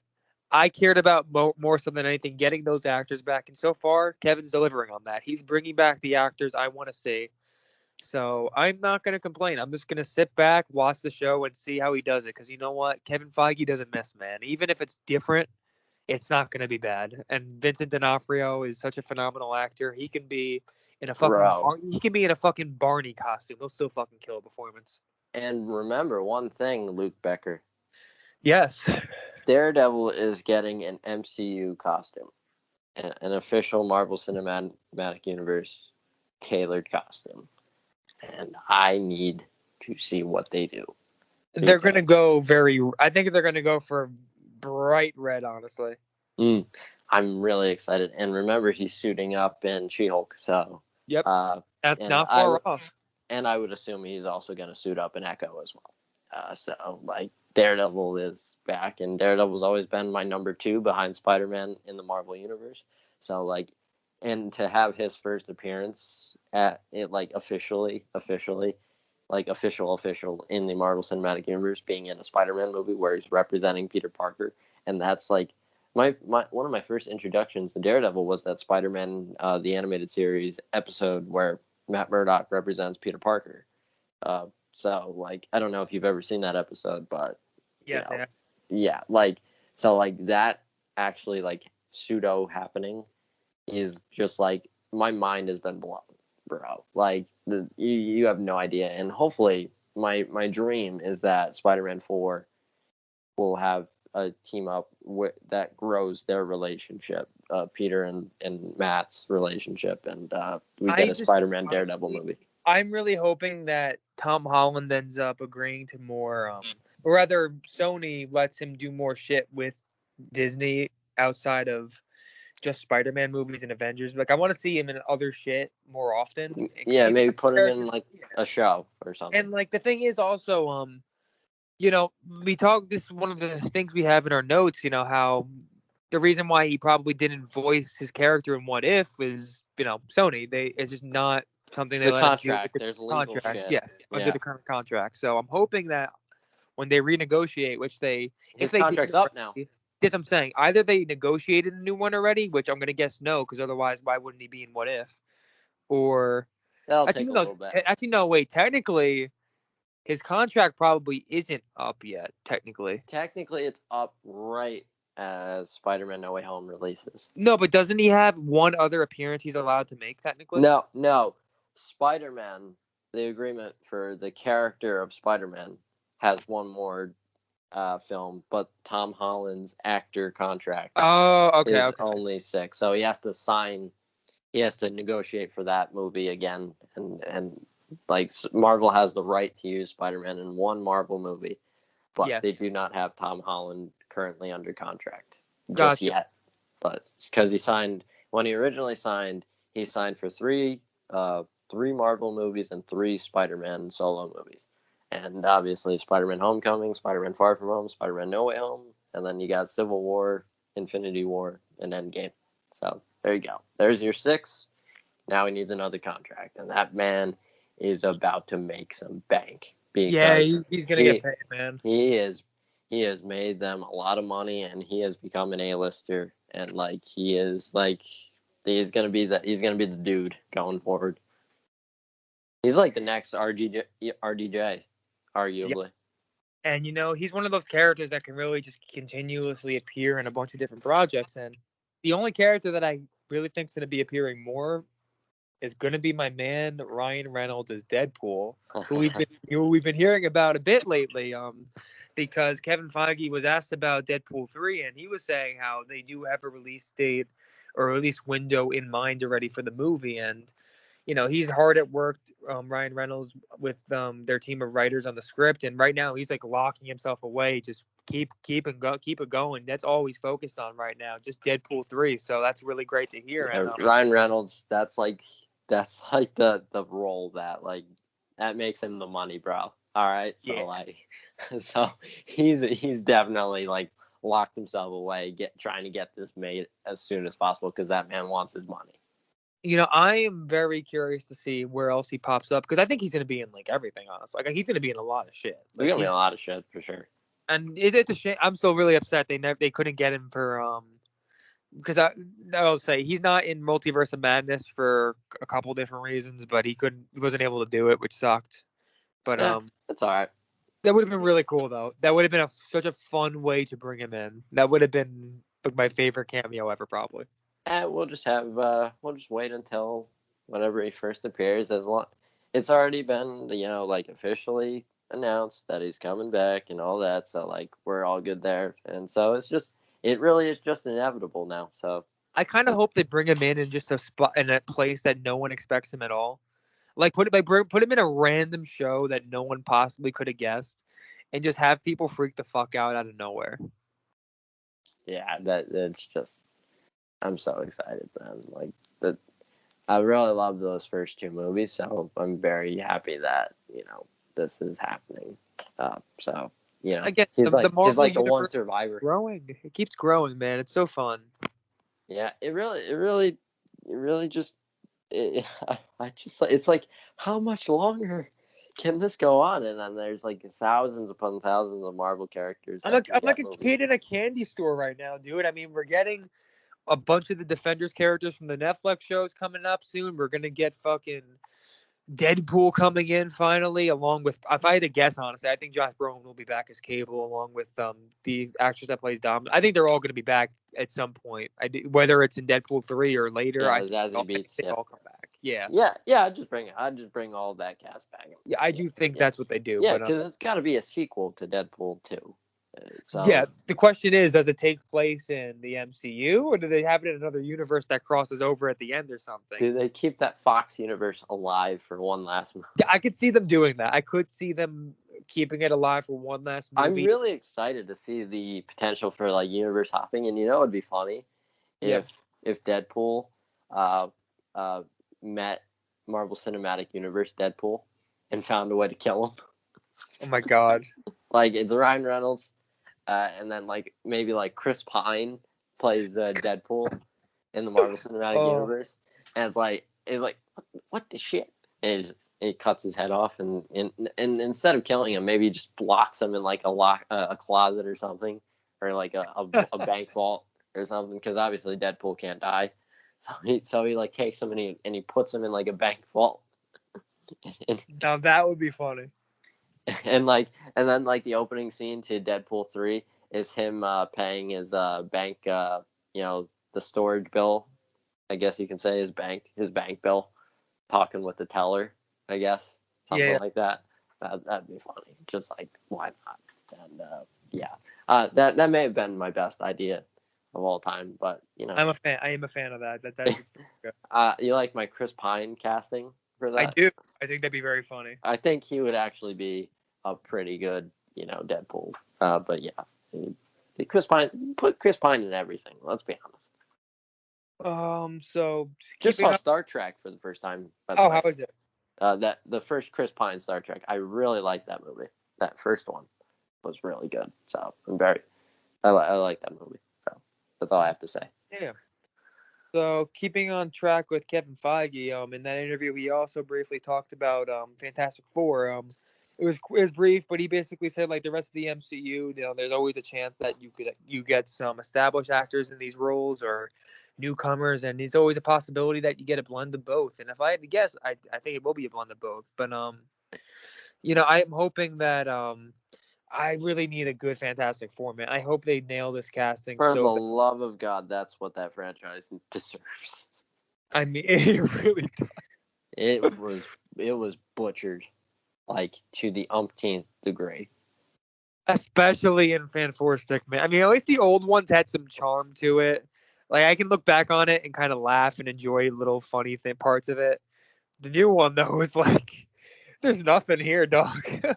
Bro, I actually enjoy those mid 2000s ones. They're fun for what they were, honestly. They're obviously not anything special. They're They're not very cheesy, but like as like when you're comparing it to what the other movies that we saw involving the Fantastic Four, Uh-huh. like it legitimately looks like an Oscar winner compared to like what we saw with Fantastic. And honestly though, the casting was actually pretty good too for I the most actually part. enjoyed I didn't like Johan. Jessica Alba, but that's it. Yeah, Johan Griffiths as Reed Richards is honestly like, wow, that dude legitimately looks like Reed Richards. And what's his name? Michael Chiklis. Yeah, all the three men were cast perfectly. Yeah, back But there, Chris Alba. Evans was actually not bad at playing the douchey dude. He's shown it in a few roles. Like he can pull that off. That's actually what Chris Evans was before Yeah, I know. Captain Before, America. yes. He was from Not Another Teen Movie, I think it was, and it's Yeah. just, he's like, yeah, he was known as like the guy that could play the asshole bully, and which is funny because he became Captain America, but and so yeah, he was like the breakout star in that movie, in those movies. So cool. But as for the new one, I'm hoping that comes out in 2023 still. I mean, the verdict's still out on that. No one really knows for sure, but I think that we're going to get clarification at Disney Plus Day. I think we'll get official release dates for everything through the end of 2023. That's kind of my expectation as of now. And if I had to guess, we'll probably have, I mean, Blade, I think definitely 2023. Yeah. Mm-hmm. I would say probably late 2023 though, because that got pushed back because they really wanted to take their time finding a director and a writer. But probably October, and I then like how they take their time. Yeah, no, I appreciate that, but Fantastic Four is probably going to be a summer movie for 2023. That is the definition of a summer movie. Come on now. Exactly. So I'd expect that to come out in the summer. Ant-Man 3 we know already, actually, right? That's February? Yeah, that's like February 2023 or March, something around there, earlier 2023. Yes. And then I wouldn't be shocked if they cap off the year with Deadpool. Bro, that would be one of the best Marvel years, for sure. I think Deadpool might be the last movie of that year, maybe. If not, it'd be very early 20, because they're filming, according to Ryan Reynolds, most likely before the end of next year. And if they start, if let's say maybe, even if they start like September, which would be great, or October, they'd have enough time to get it out by the end of the next year, probably, right?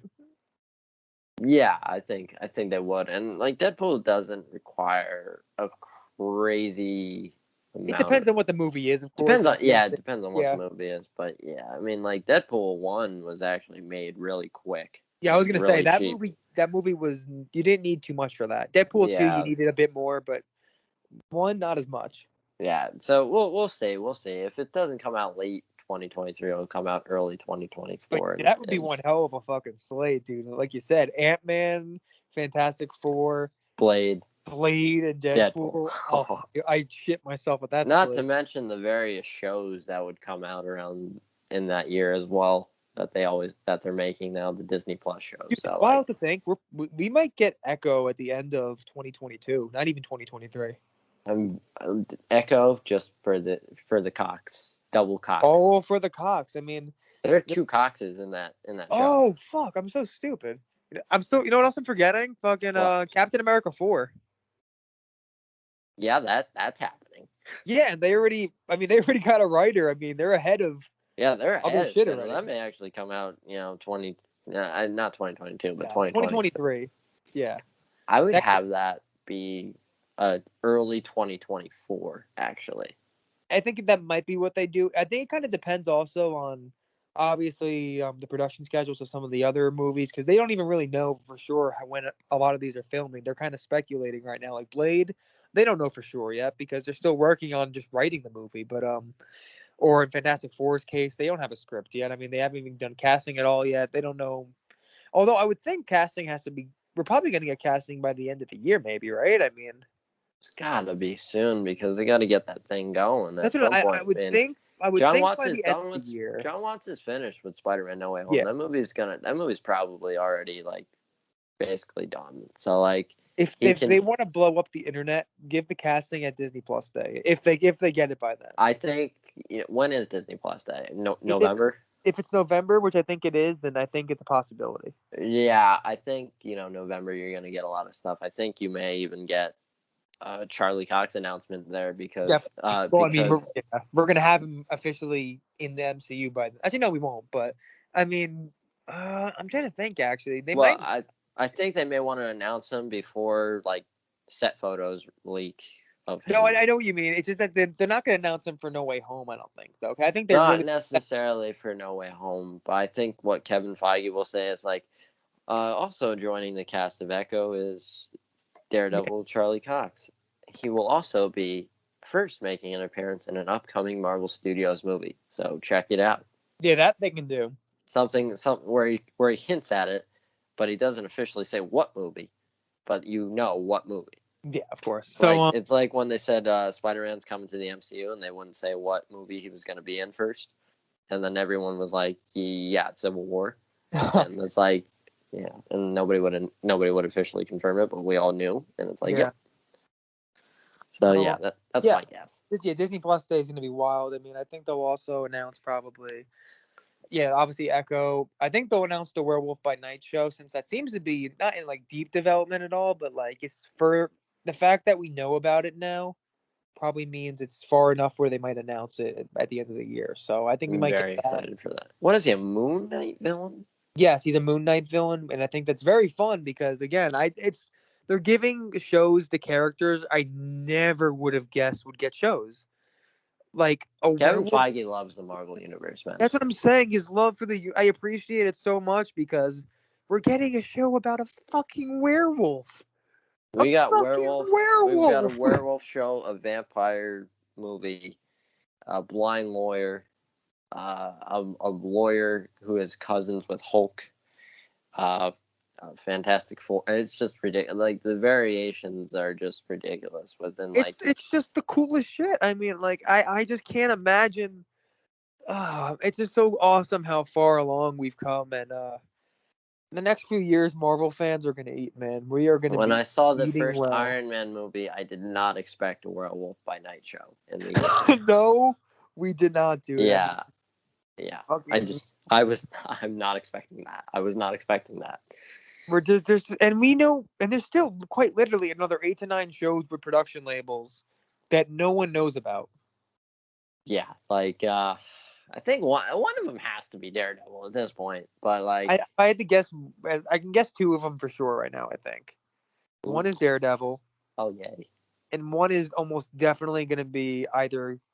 I think we're gonna get both of these. I think we're gonna get a Ghost Rider show, and I think eventually we get the Midnight Suns for sure. Oh yeah, that'd be dope. And if it's not Midnight Suns as a show, I think that could be Doctor Strange 3. I'm in. Yeah, just I'm so excited. Me, that would quite literally be my favorite group ensemble in Marvel if it comes to fruition, because I've always liked that street level shit the best. Just go through the names in that group. It's so sick. I mean, Doctor Strange, Blade, Moon Knight, Punisher, Ghost Rider. I mean, that's the sickest shit. Like, how could? Oh, it's just so I wouldn't even mind if they switched the team up a little bit and included like a Daredevil in there as well. No, you can include like a Daredevil in there. Yeah, like just like street level shit, and like with Vincent D'Onofrio's Kingpin back, like make him like the head of the street level MCU. Well, I think that's the thing. He's gonna be street level head, and then Valerie will be like international kind of thing, and then obviously Cosmic, you'll for now at least Kang, and then eventually you'll introduce other threats. Yeah, Kang is the big cosmic thing, but like I want to see kind of what they were doing with the Netflix shows before, which is like, you know, there are these people on the street level, right? Like guys like Ghost Rider, Daredevil, Punisher, these guys who see this man who's trying to take over the city. And nobody cares. None of the Avengers really care because like they're doing this big cosmic shit. And like it's up to them to take this guy down before he like becomes like a criminal, like quote unquote kingpin, if that makes sense. And like that's just a really compelling story to me. So, and that's why I love Daredevil, that show, so much. That's why so many people love that show so much, because it's like a guy who's standing up to someone. You get what I'm saying? Yeah, no, I absolutely know what you're saying, and quite honestly, I think that's exactly what Kevin Feige's building towards. I mean, he's introducing a lot of street level characters over the next few years, and you know, I think they're really also setting up just this darker, not mystic side, but gothic almost kind of side of the Marvel Cinematic Universe, and that's kind of what I'm most excited about. 'Cause I just think that's such a fun and different thing from anything we've ever gotten. Like we've never gotten a true gothic, like vampire, you know, dark arts kind of thing going on. I think that's gonna really be different. I want them to lean into this dark shit. Like, I think that's the coolest thing. I mean, come on. Like you said, vampires and werewolves in the Marvel Cinematic Universe. That's a This fucking. is awesome, man. This is And I awesome. think, and they're definitely going to rebrand as Marvel Cinematic Multiverse soon enough, honestly. But you know, Fair enough. I think they're going to have to. Quite frankly, because I mean, after like, everything's going to be quite literally connected by the time we finish Doctor Strange and the Multiverse of Madness. Literally everything. Mm. I think, it'd be cool if they just called it the Marvel Universe. Or that. I mean, well, then again, you probably have to say cinematic for maybe legal Yeah. reasons, but I don't know. Fuck it. either way, I mean, it's just really cool, and it makes me just want to rewatch like every single freaking movie I have here. I'm looking through like all my movies right now. I'm like, should I just like rewatch all the X-Men movies Sure. again for Yeah, fun? sure. Just Should for I fun. watch? Should I watch the David Hasselhoff Nick Fury movie? David Hasselhoff, man. Now I'm just thinking of SpongeBob. Yeah, he played Nick Fury in a I know. made-for-television, and I believe the guy that wrote it also wrote The Dark Knight. So Well, that's something. sometimes you just go. Oh, I got my Dark Knight 4K bundle coming soon. I'm very Oh, excited. sweet God.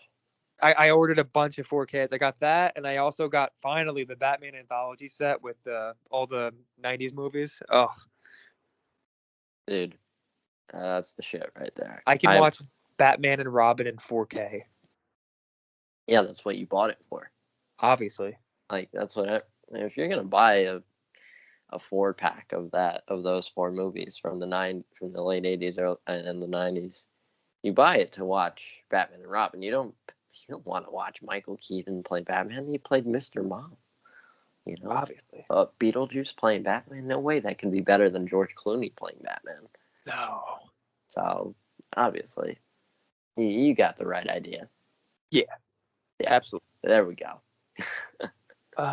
So yeah, that's fun, and I showed you my poster already. I just put that up this morning. Finally, got Toby on my wall. We would all love Toby on the wall. It's beautiful. I got Toby just well, not even Toby staring at me because it's the poster you love with the choice on it. Yep, that's the best one. Sorry, that's the best one. It's beautiful. I fucking adore this poster. It's the best one. I'm a firm believer in that being the best one. So I'm smart. All right, we can talk about a few more things here. We won't talk about. We don't even need to go into every single news. Just like rattle the stuff that can that we don't need to get into necessarily. Just rattle it off. Get into let's see.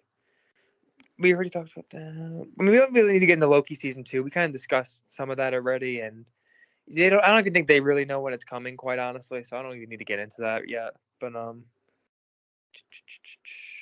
well, Black Panther. I mean, do you really know much about Riri Williams? Gonna be honest, I don't really know much, so I can't. Not much. We'll be doing more because she's a relatively new character. I need to do some research on her because I don't know. She was created in fucking within the last 10 years. So we'll do more research on her. But I'm excited to see her, and just excited to see this new character. I guess anytime there's a new character, it's exciting. So yeah. Black Canary film announced, so that's cool. I mean, yep, I'm not even going to go into too much detail, but I will say I am happy that Warner Brothers seems to be, at least recently, listening to the fans a bit more with what they want, and I do appreciate that because people have been calling for this movie for, since Birds of Prey. They've really wanted a Canary project. Yeah, I'm happy that this is happening. It's not and like you said, it's really nice that they're just listening. Hey, we want this movie. All right. Okay, here it is. Green light. Better do well though. Let's see. This I want to talk about a bit. Well, Shang-Chi's getting some very positive reactions so far, man. I haven't heard anything bad about this movie yet, and I'm going to be seeing it on September 2nd, I think. And I'm going to see it that night at a local theater, so I'm very excited to go see it. And I have high expectations for this movie, man. I think the action is going to be out of this world. Yep. I couldn't agree more. This is, I'm really looking forward to this because sometimes you just need a movie to watch some people kick some ass. and this is gonna be that movie, and Simu Liu is just awesome. So like, give me that any day of the week. I'm all in on this movie. Yeah, I'm with you, man. This movie's gonna be. It's not gonna be a. It's gonna get some big box office numbers, is what I'm trying to say. I think that's what's Oh gonna. yeah, oh Gonna yeah, do bad at all. Because some people yeah. speculated maybe it won't do that well, but no, I think it's gonna I hope it does really. well. I think it's gonna surprise people. I do, because this is the first true Marvel exclusive in theaters release since Far From Home. I mean, Yeah, it's a Black big Widow deal. was released on Disney Plus same Yeah, day. and that really hurt it. And aside from that too, it's also a movie that people. I'm gonna be honest, including myself, I wasn't that excited going in, because it's like, I It's don't want not. to move. I don't want to move backwards anymore. I want to move forward. And Shang-Chi is moving forward. Yeah. So yeah, we're I'm really excited for this. Yeah, I think this That's movie will make good money, and I think it's gonna put Marvel Studios at ease, hopefully a little bit, so they don't freak out about the current situation and pushing back movies again. So I'm hoping it does well for that reason, especially. and hopefully it gives Sony some Yeah. confidence as well, because Venom got delayed to October 15th. Well, I'll say this: if Shang-Chi does well, Spider-Man No Way Home is gonna do extremely well. Yeah, Because Shang-Chi's a unknown character to the public, and if a name like Spider-Man, I mean, let's say Shang-Chi makes what? I mean, how much did Black Widow get? Like 500, 600 mil? uh-huh. I think it was 500 mil, but they also said 125 from Disney Plus. So just for to consider that, I'll say like 600 something. Then let's say Shang-Chi gets, honestly, 800 million maybe. I think they'll make more for sure. But at that point, I think you can easily say, yeah, I would expect maybe 1.5 billion, maybe. I mean, does that seem too unreasonable? I mean, I think it could reach that kind of number quite easily. Mm. Yeah, I mean, yeah. obviously you have the pandemic still, but even with that in mind, I mean, I think if it wasn't the pandemic, you're talking well over 2 billion, quite honestly. So you're talking, you're gonna get 2 billion if if there wasn't a pandemic, but Yeah, obviously, you're still going to get over 1 billion for sure. I think. yeah. In this movie, I really do believe that. Yep. So let's see. Producer Charles Roven said a Justice League movie could be in development in a few years, but you know what? What the fuck is it going to be about right now? I mean, until we see the Flash, especially, I just don't know what to expect with the new Justice League movie, because that movie is seemingly going to set a lot of things up. But until then, what the fuck is the Justice League? I really don't know. Uh, with the Justice League, it's a tricky situation right now because we don't know what's going on with Superman. We don't know, we don't even know what's going on with Ben Affleck, and what Michael Keaton's role is. And Michael Keaton's 70 years old. So, like, do you want to see a 70-year-old Batman in a Justice League movie? I don't know. So I think it'll just be like Supergirl, Batgirl taking those roles if they were to do a Justice League movie within the next few years. I don't think there would necessarily be a Batman or a Superman, to be I'm honest. gonna be honest. I think that'd be a little shitty, just because I really love the characters we have already. No offense to these people, but I don't think they're gonna be able to replace what we got already. I mean, they were so perfect in the roles. I mean, Ben Affleck was so irreplaceable to me in this particular world so far. I mean, obviously, if he's leaving on his own terms and he doesn't want to come back, you can't get mad at Warner Brothers. In the case of Cavill, they just did him dirty. Yeah, It, they've yeah, done Cavill dirty since Man of Steel released. yeah. I mean, they just did him dirty. They deserve to get shit on for that. Yeah, Um, Affleck will have to wait and see. And regardless, if he's done, my guess is still that it's on his terms. So I'm not going to get mad at them for that. But we'll have I'm to more wait. I'm more interested in seeing like Robert Pattinson's version of the Justice League in that universe. I mean, the question is, do they actually go that far? Yeah, I would love to see that. I would love for them to go that far, but I just don't know. My gut says no, but My gut says no as well. I don't know, man. Matt Reeves is so particular about his vision. I feel like he wouldn't be into that.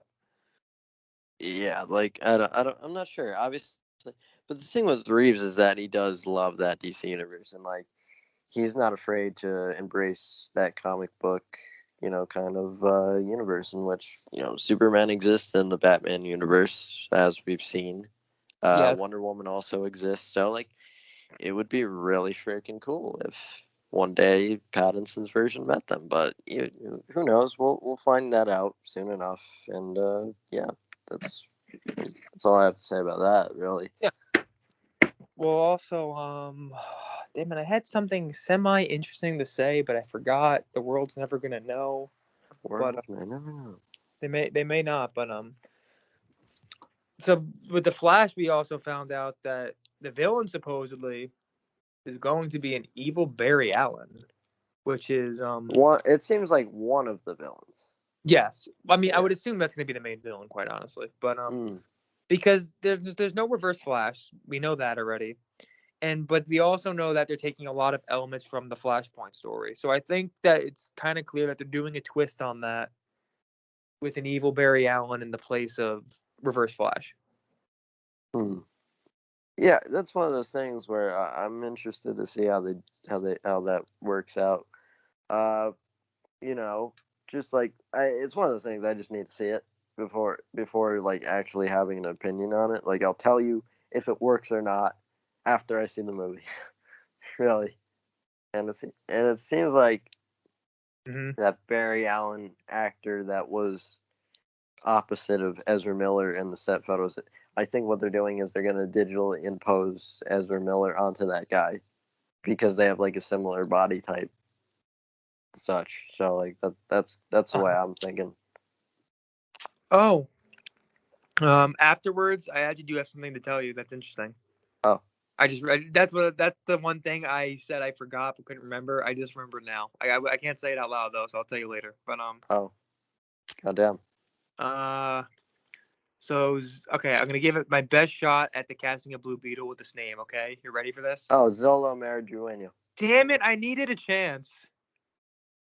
Oh. Okay. It's over now. Yeah. He's Blue Beetle. Yeah. You ever see Cobra Kai? I actually adore Cobra Kai. It's a great show, and he's great in the show. I'm very happy. Yeah, me too. I'm really happy with that casting. I think that's gonna be so fun. That's actually one of my more anticipated DC movies. I think that's gonna be cool.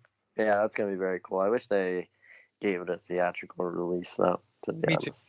But hey, it is. It is what it is, I guess. But I'll be watching that day one when that drops.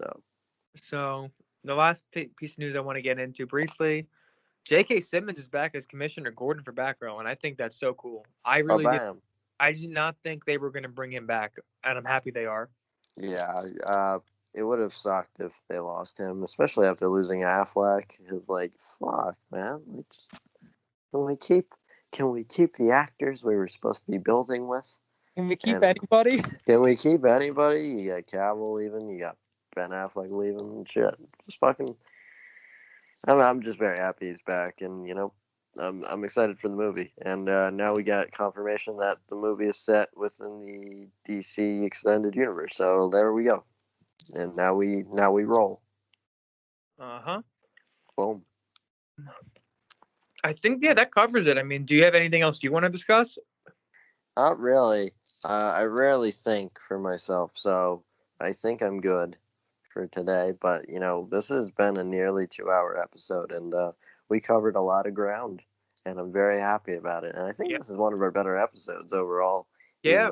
Even though I'm dealing with a hangover, so maybe I should get drunk before we record more. I mean, I'm not gonna stop you. All right. Well, you couldn't stop me. Like, we live in 2 different states. Fair enough. Oh, I have a headache.